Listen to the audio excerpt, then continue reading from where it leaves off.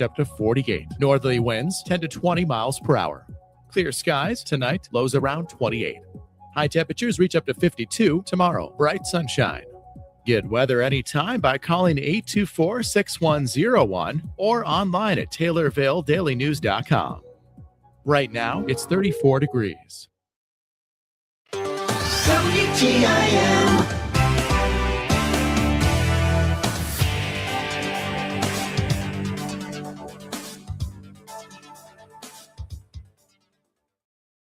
You're listening to WTIM, your information station. Time now for your expanded local news. I'm Reed Kamai.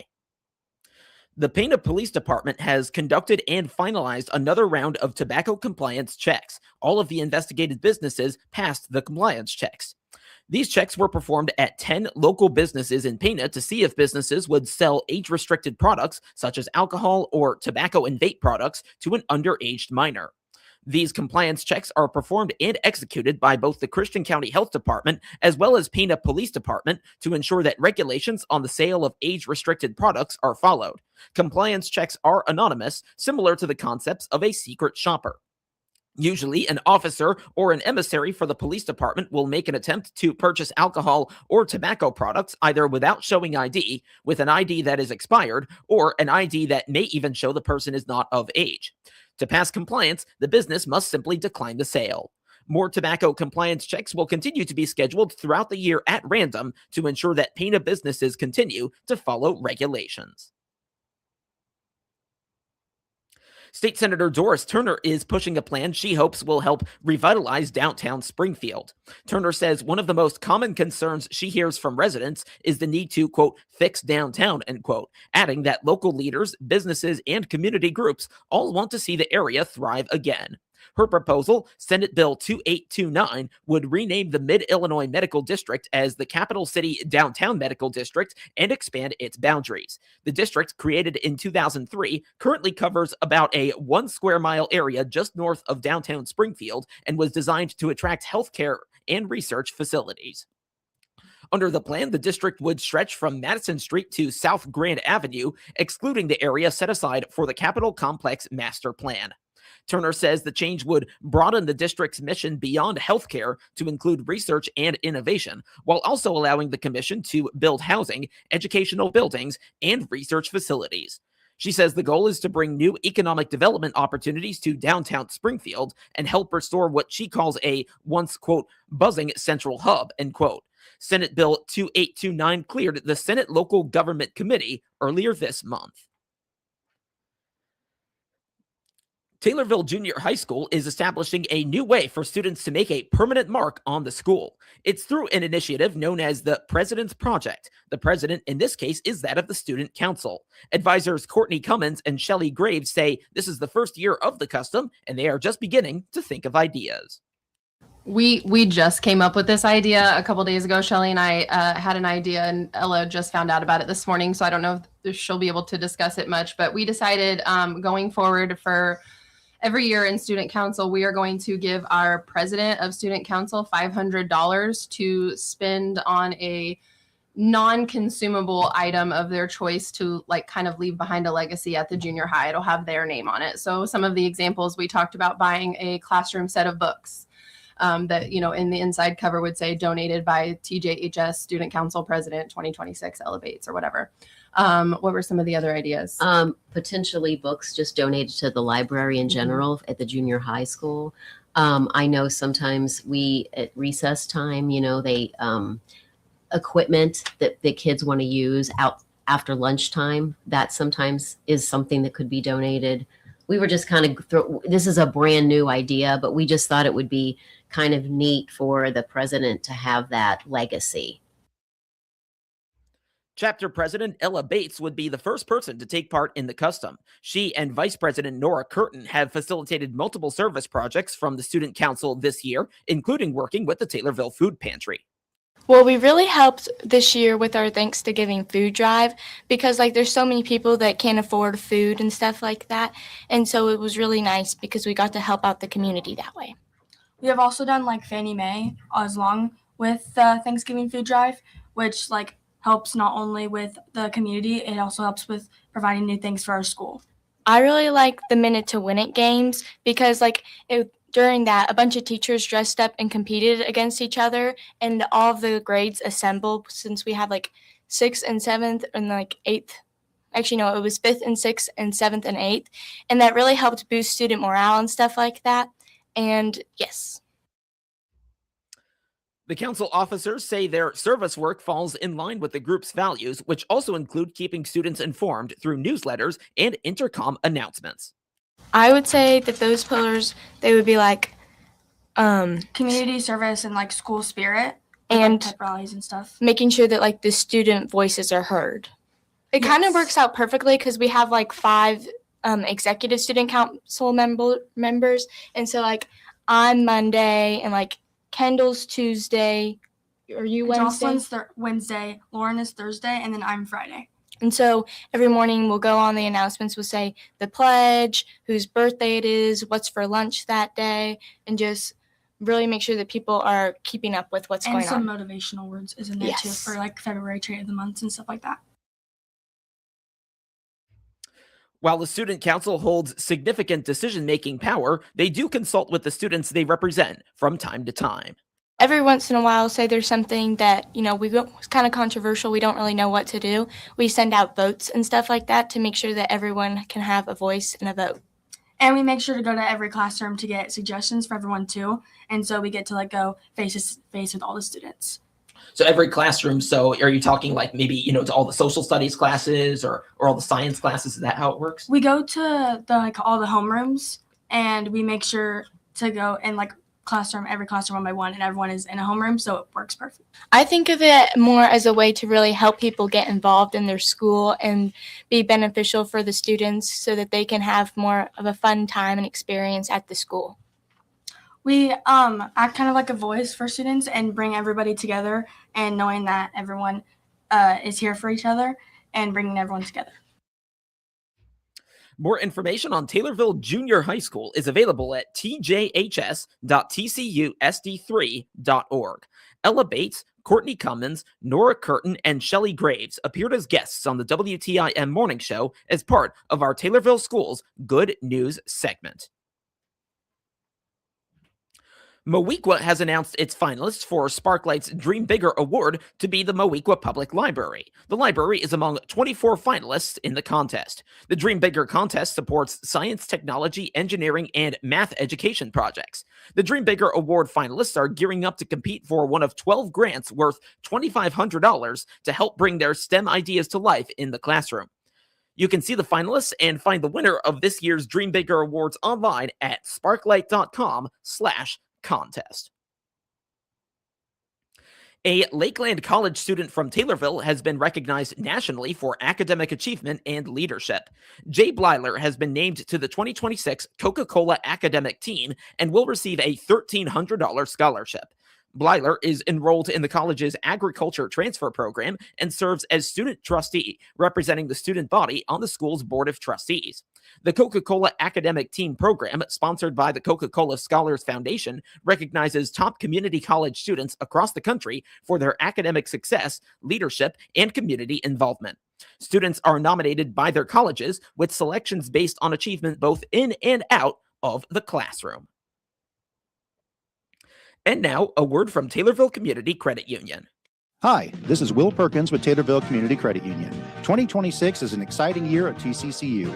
We are building a new home office, upgrading our mobile app, and preparing to offer mobile check deposit, all to better serve our members. 2026 also marks our 70th anniversary. For 70 years, TCCU has been your local source for low loan rates, great deposit rates, and an organization proud to serve our local communities. Visit any of our convenient locations in Taylorville, Hillsboro, Litchfield, or Painter. You can also visit us online at tccu.org, member NCUA. The turn of the season to spring can be emotionally difficult for some. A number of factors contribute to this, including the change of routines and the beginning of daylight savings time, which for this year took place earlier this month. Recognizing these causes and effects and taking action can help mitigate the difficulty of the time. Ed Laheda is the clinical director of Shelby County Community Services Mental Health Division. He says the longer days and shift in daylight time from the changing of the clocks can disrupt routines. So when we have routine disruptions, it can and oftentimes does have an emotional impact on people. Spring comes with calendar changes as well. School breaks, travel plans, shifting work hours. They may seem small, but they can also disrupt the steady rhythm that our mind and body depend upon. Up at this time, sleep at this time, I do this at this time. This is especially true if you're the type who feels grounded by routine and enjoys routine. That structure that once helped you to sleep well and stay focused and manage your emotions might suddenly feel like it's slipping because it's changing. I see. Some people take days to get used to daylight savings time. Some people even weeks. Yeah. You may notice that your motivation dips or that you're more easily overwhelmed, even if life seems lighter outside. When your usual flow is off, your routine is off, even slightly, it can lead to restlessness, some trouble sleeping.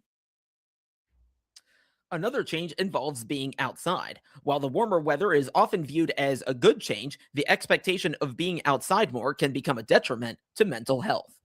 Most people see spring as the season of growth and renewal. Everybody's energized, happy, the world starts moving faster, more sun, more plans, more people doing outside activities. And this kind of creates a cultural pressure to feel a certain way. Come on, it's a beautiful day, up and at 'em, let's go, we got all this stuff to do. And you might feel like you're thriving, but instead you may be withdrawing, and that energy is low and your thoughts may feel heavy. It's almost like, what's wrong with me that I can't get motivated and just get moving? Interesting. And that mismatch between the sunlight and the warmth and things like this and how I feel can really get some people down. Wow. Especially if they look out the window and they see activity going on. Why am I not moving? Why am I not, doing more? Spring is also prime time for seasonal allergies to develop. Spring is usually the season of watery, eyes, itchy skin, stuffy mornings, and these can also affect emotional well-being. You might not feel sick in the traditional sense, even though a lot of us have been sick over this winter with all of the changes in the weather and barometric pressure. So you're not necessarily in this season going to feel sick in the traditional sense, but that fog and fatigue and irritability can be real. Studies found a clear link between seasonal allergies and increased mood disorders. I just feel like my head is full, like I can't breathe, clearly. I'm constantly sneezing, blowing my nose, things like this. Especially in the spring when pollen counts are high. Laheta suggests using blackout curtains and making gradual adjustments to sleep schedules to help the brain develop a sleeping routine. Sunlight may wake you earlier than usual, and shifting schedules can make bedtime sometimes feel harder, but there are ways you can prioritize this and get more consistent sleep. For instance, use blackout curtains to maintain darkness so you're not waking up in the sunlight. The brain knows when the sun's up. So if the room is nice and dark, it's not only going to help you to get to sleep, but it's going to help you to finish your sleep. Go to bed and wake up at the same time daily. Our brain loves routine, and it'll reward you by sticking to that. And you can slowly, ease into it, like going to bed slightly later. He also urges putting away phones and other electronic devices that emit blue light shortly before going to bed. And the reason for shutting down the screens at night is because that blue light from electronics is not good for us. It actually can disrupt, for instance, melatonin, which is a naturally occurring chemical in the brain that helps us to sleep. Warm milk releases that too in our bodies naturally. Stay physically active. Regular movement can be one of the most effective ways to balance mood. Outdoor walks, yoga, cycling, and even gardening can help improve energy levels and reduce stress. So the key is, again, consistency, not necessarily intensity. It's routine. It's doing the same thing at the same time of day, and your body will reward you with that routine because it starts to look for things based upon the clock that goes on. More information on Shelby County Community Services is on their Facebook page. Ed Laheta appeared as a guest on the WTIM Shelbyville Morning Show. Farm Rescue continues to promote its mission. The organization offers farm families with the operational support they need in times of crisis. Help is provided in 11 states, including Illinois. The effort started in 2005, and Farm Rescue's Terry Johnston has this to say as well.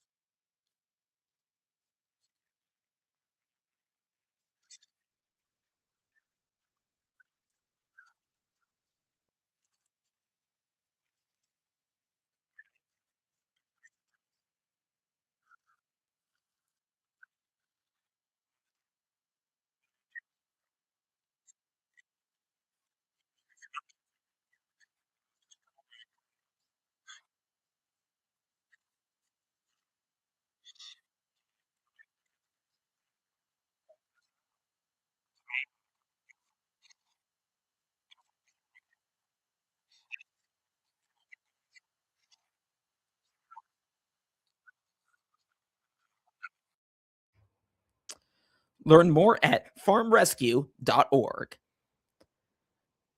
Discussions are ongoing in Washington as lawmakers grapple with longer airport lines amid more Transportation Security Administration officials quitting due to a partial government shutdown. The Trump administration reports that more than 400 TSA agents have resigned, even as many continue to work without pay, while lawmakers argue over funding for the TSA, Homeland Security, and Immigration and Customs Enforcement. Illinois Congressman Darren LaHood says those discussions are finally making some traction.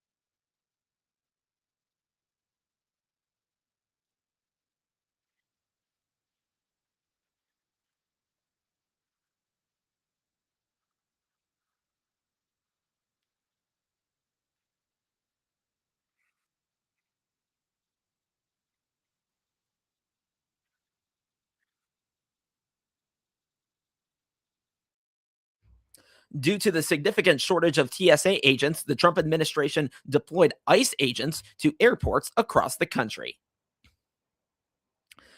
Now to obituaries, which can be found at TaylorvilleDailyNews.com.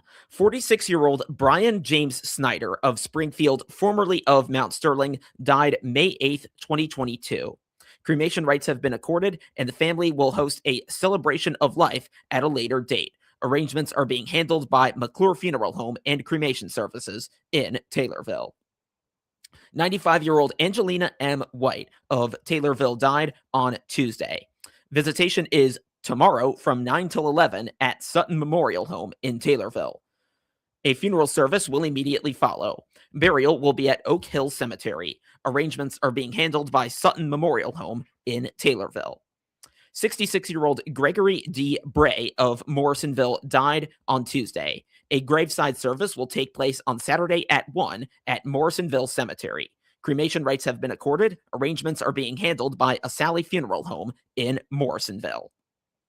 73-year-old Mary Elizabeth Gudgel Hundley of Palmyra, formerly of Tovey, died on Wednesday. Visitation is this coming Monday from 10 till noon at Masterson Funeral Home in Kincaid.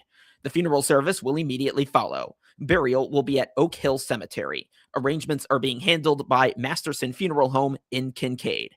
And 94-year-old Doris Long of Greenville, formerly of Sorrento, died February 18th. Visitation is April 18 from 11 till noon at Donald Wygant Funeral Home in Greenville.